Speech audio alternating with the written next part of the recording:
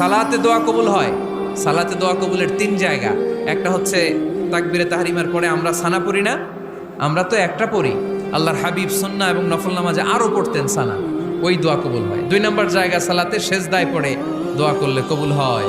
আকরাবু মা ইয়াকুনুল আবদু মির রাব্বিহি ওয়া হুয়া সাজিদ ফাকসিরু ফিহি দুআ। বান্দা যখন সেজদায় লুটিয়ে পড়ে, বান্দা আল্লাহর সবচেয়ে কাছে চলে যায়।